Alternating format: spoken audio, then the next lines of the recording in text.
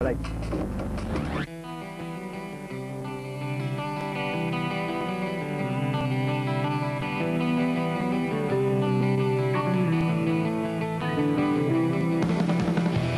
étaient 125 venus de 18 pays pour participer à la Coupe du Monde de freestyle. Swatch fournit ses montres et sponsoring et la ville d'Eindhoven ses installations. Street, halfpipe, dirt, tout y était.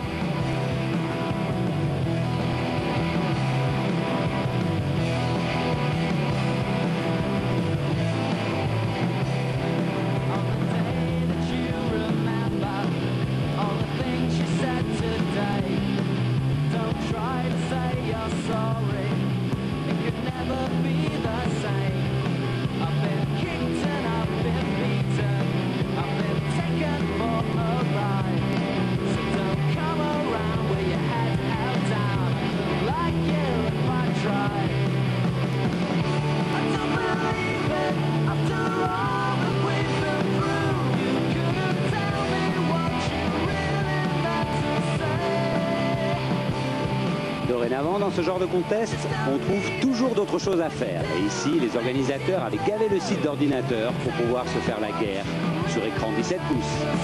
Plus original, les rencontres de bras de fer que l'on retrouve plutôt d'habitude dans les bars de routiers. D'ailleurs, eux sont peut-être des routiers qui se sont un peu perdus.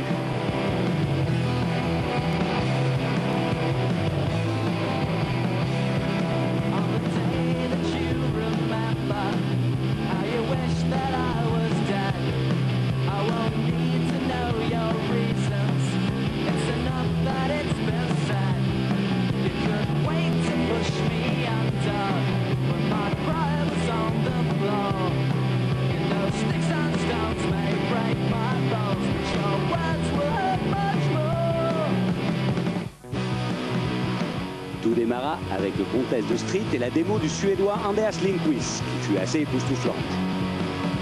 Mais malgré ses tricks et une belle maîtrise, il ne terminera que second.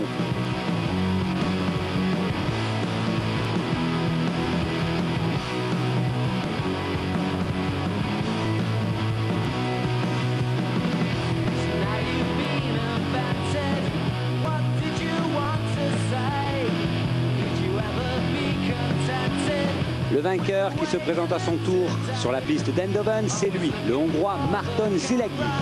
Personne ne l'attendait à une telle place, mais il prouve en tout cas, s'il le fallait, que l'Europe a bien rattrapé les USA dans cette discipline.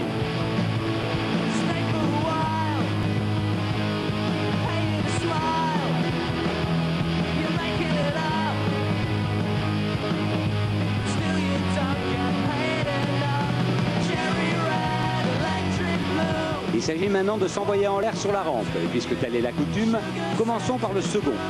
Il s'agit d'un local, en l'occurrence Sander Nieuwenhuis, qui va aligner une belle série de flares. Une figure inventée et seulement pratiquée jusqu'alors par l'américain Dave Mirra.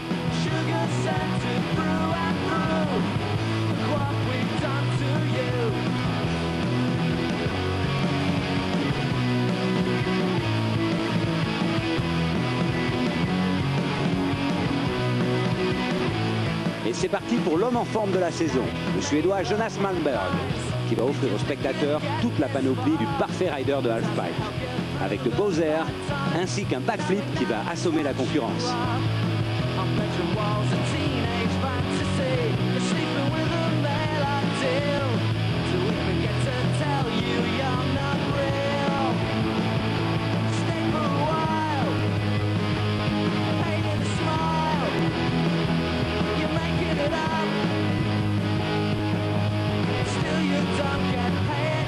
Aux troisième et quatrième place, on trouve deux Allemands, Hakim Kujalski et Tim Eckert. Mais c'est vraiment Jonas Malmberg qui a impressionné l'organisateur. C'est un trick de classe mondiale. Seulement 3 ou 4 riders dans le monde peuvent le passer. C'est vraiment bien. Il l'a passé comme si c'était la 50e fois. Mais je crois bien que c'était une première pour lui. C'est le roi de la World Cup cette année. Dernière épreuve d'un contest de BMX qui se respecte, le dirt. Vous connaissez le principe. Sauter le plus loin et le plus haut sur un tas de terre, avec quelques tricks au passage et quelques gamelles assurées.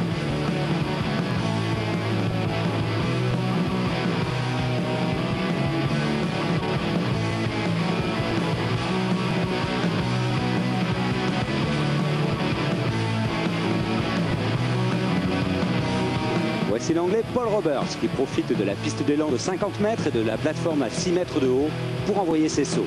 Résultat, seconde place sur le podium.